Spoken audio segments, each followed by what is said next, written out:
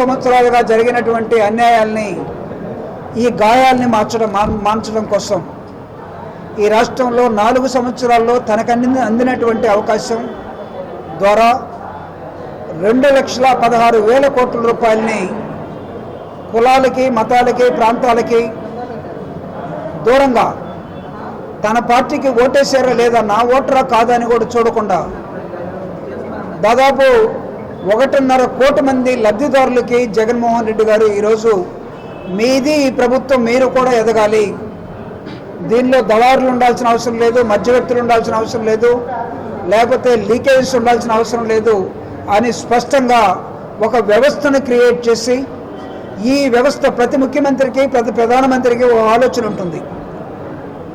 Dubai వెళితే ఇసుక సముద్రం ఉండే దుబాయ్ ఈరోజు ప్రపంచాన్ని తరదనే విధంగా ఉంది. గత రాజులకి ఆ ఆలోచన రాలా. చంద్రబాబు నాయుడు లాగానే ఈ రాష్ట్రాన్ని పరిపాలించాలంటే జగన్మోహన్ రెడ్డి గారి ఆలోచన విధానం వేరు. కాబట్టి రాష్ట్రాన్ని ప్రజలకే మళ్ళీ అంకితం చేసే విధంగా ఒక నూతన వ్యవస్థను క్రియేట్ చేసి వాలంటీర్ అనేది మనం ఎన్జిఓలకు వాడతాం. వాలంటీర్ అనేది మనం ఎవరో బ్లడ్ వచ్చి మనకి అవసరమైతే ఇస్తుంటే వాళ్ళని గౌరవిస్తాం. ఒక వ్యవస్థను తీసుకొచ్చి విలేజ్ సెక్రటేరియట్ ఢిల్లీలోనూ, లేకపోతే హైదరాబాద్లోనూ, తాడేపల్లిలోనూ, లేకపోతే ఇంకో చోట మాత్రమే కాదు, ప్రతి విలేజ్ మండలానికి కూడా ఉండేట్టుగా చూసుకునేటువంటి ఒక వ్యవస్థని తన ఆలోచన ప్రకారం చేస్తే ఒక తిక్కల తింగర బ్యాచ్ ఇంకొక ఈర్ష్యతో ఉండే ఒక రాజకీయ పార్టీతో కలిసి, లేకపోతే మతంతో ఉండే మతవాదులతో కలిసి, నేను ఇక్కడ ఎంఫసైజ్ చేస్తున్నాను, తింగర బ్యాచ్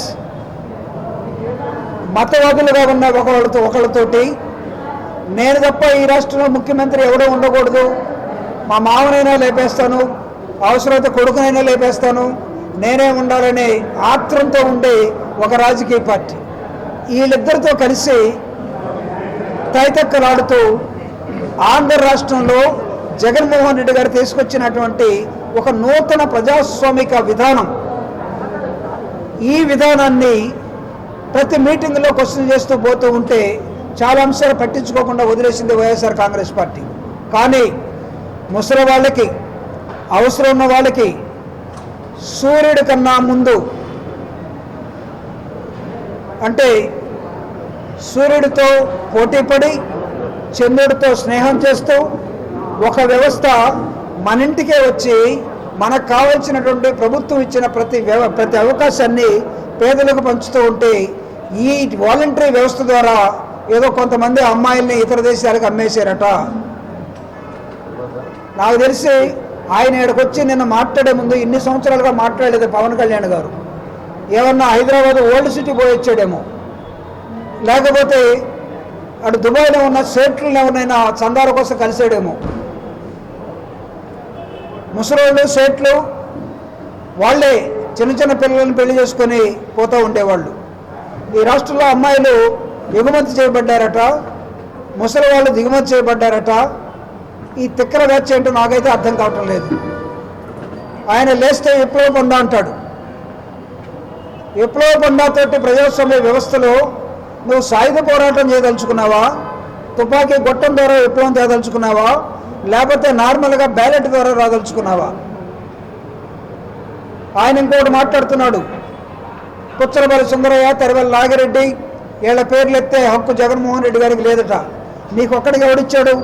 పుచ్చలపల్లి సుందరరామరెడ్డి తన ఆస్తుల్ని, తన జీవితాన్ని మొత్తాన్ని కమ్యూనిస్టు పార్టీకి దారబోసి ఒక ఎంపీగా, ఒక ఎమ్మెల్యేగా, ఒక ఎమ్మెల్సీగా సైకిల్ మీద అసెంబ్లీకి వెళ్ళి ఒక సంచేసుకొని పోయినటువంటి పుచ్చలపల్లి సుందరయ్య నీలాగా వారాహి అనే లారీ ఎక్కి ఆయన తిరగల, ఆయన సైకిల్ మీద తిరిగాడు.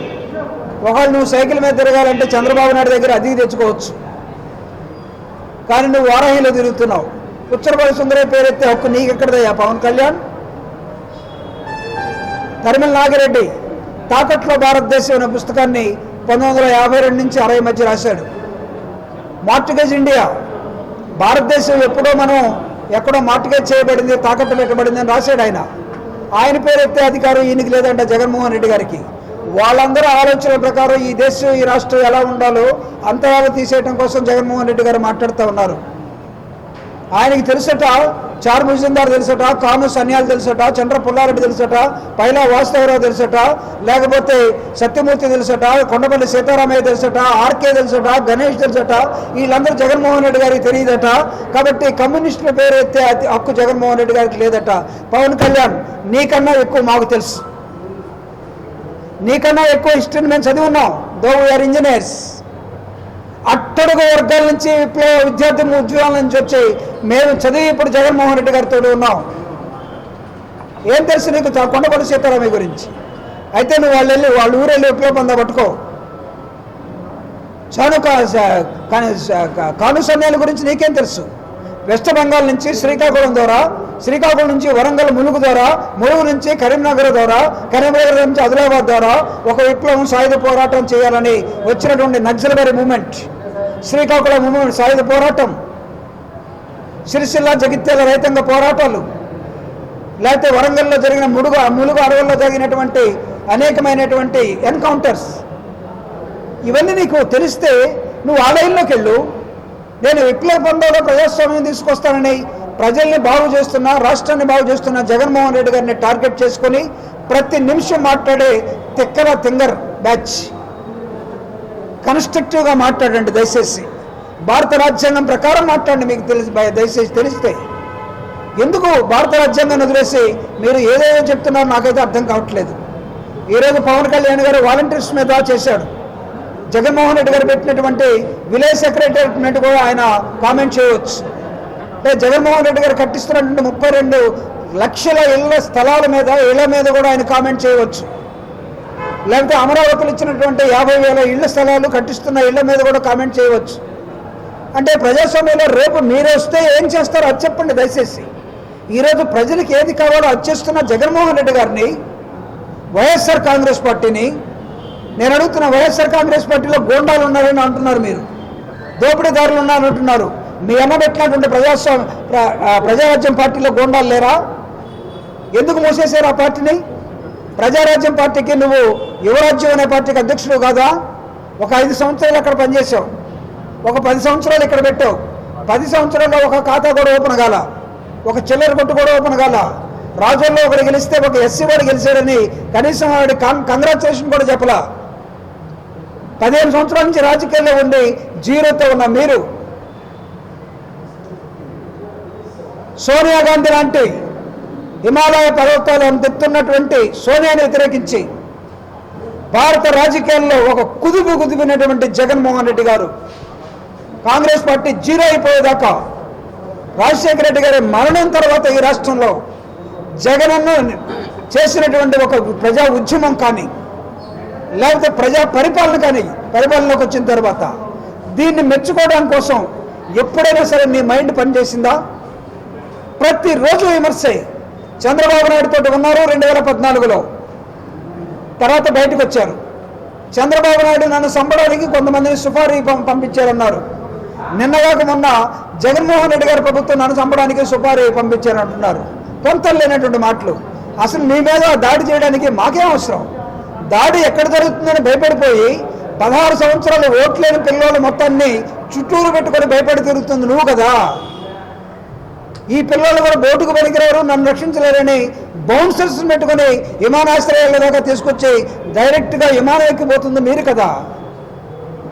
ఇంత అభద్రతా భావంలో ఈ రాష్ట్రంలో తిరుగుతూ నువ్వు జగన్మోహన్ రెడ్డి గారిని విమర్శించే క్రమంలో వాలంటీర్ వ్యవస్థను విమర్శించడమే కాదు, వాళ్ళు అమ్మాయిల్ని ఎక్స్పోర్ట్ చేస్తున్నారనే పదం ఈరోజు నువ్వు ఆంధ్రప్రదేశ్కో భారతదేశానికో క్షమాపణ చెప్పేంత వరకు నిన్ను ఎవరు వదిలే పరిస్థితులు లేరు. This is very very big comment. ఆంధ్రప్రదేశ్లో వాలంటీర్స్ అమ్మాయిల్ని సప్లై చేయడానికో లేకపోతే ఎక్స్పోర్ట్ చేయడానికో ఉన్నారని భావిస్తున్నారా? Go to the villages.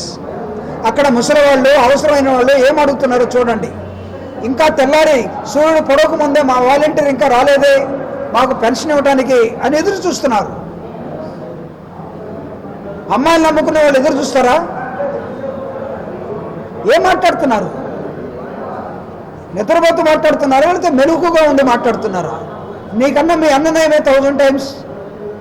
మీ అన్న పెట్టిన పార్టీని బంగాళాఖాతంలో కలిపారు, కాంగ్రెస్లో కలిపేశారు. పాపం ఆయనకి నామరూపాలు లేకుండా చేశారు. ఈరోజు మీరు వచ్చి విప్లవ పొందని ఒకవైపు చెప్తూ బీజేపీ వాళ్ళు రోడ్డు మ్యాప్ ఇస్తే దానికోసం ఎదురు చూస్తున్నారు. బీజేపీ వాళ్ళది కాషాయ పార్టీ, అదొక ఆర్ఎస్ఎస్ విధానం. ఒక పక్క ఆర్ఎస్ఎస్ వాళ్ళతో నువ్వు స్నేహం చేస్తూ ఆర్ఎస్ఎస్ పార్టీ వాళ్ళు రోడ్డు వైపు కోసం ఎదురు చూస్తూ రెండో వైపు విప్లవకారుల గురించి మాట్లాడే హక్కు మనకు లేదంటాడు. నేను చెప్తున్నా, జగన్మోహన్ రెడ్డి దగ్గర ఉన్నటువంటి ప్రతి నాయకుడు ఈరోజు విప్లవకారుడితో సమానమే. ఏంటంటే వీ వాంట్ చేంజ్, మేము మార్పును కోరుకుంటున్నాం. మీరు మార్పును కోరుకోవట్లా, మీరు ఈ రాష్ట్రాన్ని ఇట్లానే ఉండాలని చూస్తున్నారు. అందుకే జగన్మోహన్ రెడ్డి గారు పేదలకి సంపన్నులకి యుద్ధం జరుగుతుంది, పోరాటం జరుగుతుంది ఈ రాష్ట్రం అని చెప్పారు. మీరు ఎటువైపు ఉన్నారో చూసుకోండి. వాలంటీర్స్ని పేదల్ని విమర్శిస్తూ నువ్వు పేదల వైపు ఉంటున్నావా లేకపోతే ధనవంతుల వైపు లేదా సంపన్నుల వైపు ఉంటున్నావా? పవన్ కళ్యాణ్ గారు ఒకసారి చూసుకో. I have with due respect I'm telling you, you're a great hero in films, you're a great zero in masses. నేను చెప్పట్లేదు, నువ్వు 2019 నిలబడితే 2 చోట్ల నిలబడితే 2 చోట్ల పోయినోడు ఏమంటావు? జీరో అనక ఏమన్నా దాన్ని ఎడం పక్క ఏమన్నా ఇంకో 0 పెడతాం, ఒకటి పెడతామా? ఎడం పక్క 0, కుడి పక్క 0. గెలిచి చూపించు, గెలిచినని అభినందించు. నీ పార్టీలో గెలిచి ఇంకో పార్టీలోకి వెళ్ళా ఒక ఎస్సీని కూడా నువ్వు అవహేళన చేశావు. కనీసం అతను చెప్తున్నాడు, ఏ రోజు కూడా కంగ్రాచులేషన్స్ అని చెప్పలేదన్నా నాకు అక్కడ ఉన్నటువంటి నాదుల మనోహర్ కానీ లేకపోతే పవన్ కళ్యాణ్ గారు కానీ. ఇది మీ సంస్కృతి. ఈ సంస్కృతి జగన్మోహన్ రెడ్డి లేదే. జగన్మోహన్ రెడ్డి గారి పార్టీకి ఓటైన వాళ్ళు కూడా ఈరోజు వెల్ఫేర్ యాక్టివిటీస్ పంచుతున్నాడు. విశాలమైన హృదయం కావాలి ఈ రాష్ట్రాన్ని పరిపాలించాలంటే. అంతేగాని నేను ముఖ్యమంత్రి అవుతా, మీరు ముఖ్యమంత్రి అంటే జిందాబాద్ అనుకుంటే ఏదో అనుకున్నాను, తర్వాత అర్థమైంది ఒక్కడికి కూడా ఓట్లేదని. రెండోసారి ముఖ్యమంత్రి అంటే తాట తీస్తారని ఒకసారి, మళ్ళీ వచ్చినప్పుడు ముఖ్యమంత్రి అనండాయా నాకు ఇప్పుడు అవ్వాలని కోరుకుంది, నేను కూడా ముఖ్యమంత్రిని అవుతా. ఎలా అవుతావు ముఖ్యమంత్రికి? చంద్రబాబు నాయుడుతో కలిసి అవుతావా? కలవకుండా అవుతావా? లేకపోతే మోడీతో కలుస్తావా? అమిత్ షాతో కలుస్తావా? ఏ విధంగా ముఖ్యమంత్రి అవుతావు? 175కి 175 వైఎస్ఆర్ కాంగ్రెస్ పార్టీ ఈ రాష్ట్రం గెలవబోతున్న సమయంలో అటు చంద్రబాబు కానీ ఇటు పవన్ కళ్యాణ్ కానీ ముఖ్యమంత్రి అయ్యే అవకాశాలు ఏమాత్రం లేవు 2024లో. కాబట్టి దయచేసి మీ ఆలోచన విధానం ఏదైనా ఉంటే మీరు బతినాడుకునే ప్రజలతోటి ఓట్లు వేయించుకోండి. ఈరోజు మేము బతినాడుతున్నాం. గడప గడపకి ప్రోగ్రాము 9 నెలలు చేసి 9 సంవత్సరాలు తిరిగినటువంటి జగన్మోహన్ రెడ్డి గారు మళ్ళా ఎమ్మెల్యేని ఇన్ఛార్జిని ప్రజల్లోకి పంపించారు. దండం పెట్టమన్నాడు, వాళ్ళతో అవసరమైతే కాఫీ ఇప్పించుకొని తాగమన్నాడు, వాళ్ళ దగ్గర కూర్చోమన్నాడు, వాళ్ళని బతిలాడుకోమన్నాడు. రెండోసారి నేను నిలబడుతున్నాను, నాకు ఓటేయండి, నన్ను అంగీకరించండి చేతనైతే అని బతిలాడుకోమన్నాడు. కానీ మీరు బెదిరిస్తున్నారు. బెదిరిస్తే ఓట్లేస్తారా? లేకపోతే దాడులు చేస్తే ఓట్లేస్తారా? ఉడతపులు చింతకాయలు రాలుతాయా? పవన్ కళ్యాణ్ గారు ఎక్కడే తిరుగుతున్నట్టున్నారు. నా విజ్ఞప్తి పవన్ కళ్యాణ్ గారికి, మీ రాజకీయాలు మీరు చెప్పుకోండి.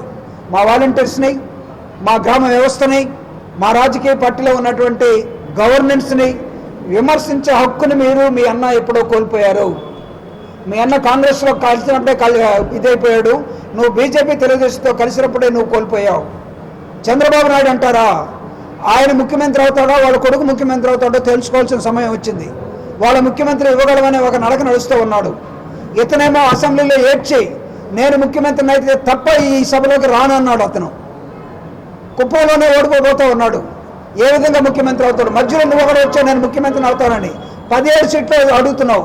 17 సీట్లకి 170 సీట్లు ఉన్నటువంటి 175 ఉన్నటువంటి ఈ రాష్ట్రంలో 17 సీట్లలో ఒకళ్ళు నువ్వు నిలబడి గెలిస్తే 17కి ముఖ్యమంత్రి ఇచ్చేవాడు ఎక్కడన్నా కనపడతాడా? కాబట్టి నీ అంకెంత, నీ సంఖ్య ఎంత, నీ బలం ఎంత, నీ పొటెన్షియల్ ఎంత, నీ కెపాసిటీ ఎంత, విమర్శించే స్థాయి నీది కాదు. రాజకీయాలు మాట్లాడుకుందామంటే మాట్లాడుకోవచ్చు. ఎస్, నువ్వు ఒక బహిరంగ సభ పెట్టు, మేము బహిరంగ సభ పెడతాం, లేదా ఒక రౌండ్ టేబుల్ కాన్ఫరెన్స్ పెడదాం. ఈ రాష్ట్రంలో ఈ దేశంలో విప్లవ పందా ఎలా ఫెయిల్ అయిందో మాట్లాడదాం. విప్లవకారులు వాళ్ళు చేసినటువంటి త్యాగాల గురించి మాట్లాడదాం. ప్రజాస్వామ్యబద్ధంగా డాక్టర్ బాబాసాహెబ్ అంబేద్కర్ ఇచ్చినటువంటి రాజ్యాంగాన్ని గురించి మాట్లాడదాం. ఈ రాజ్యాంగాన్ని ఇంప్లిమెంట్ చేయకుండా 75 సంవత్సరాలు ఫెయిల్ అయినటువంటి పాలక పార్టీల గురించి కూడా మాట్లాడదాం. తెలిసి తెలియకుండా సినిమాలు లేనప్పుడు ఒకసారి ఎలక్షన్ పెట్టుకొని ఒక సంవత్సరంలో 9 నెలల ఎలక్షన్ పెట్టుకొని మీ అందరికీ తెలియని సీక్రెట్ ఒకటి చెప్తున్నా. మీరెవరు ఎవరికి చెప్పనంటే చెప్తా. చెప్పనా వద్దా? ఎవరు చెప్పరు కదా.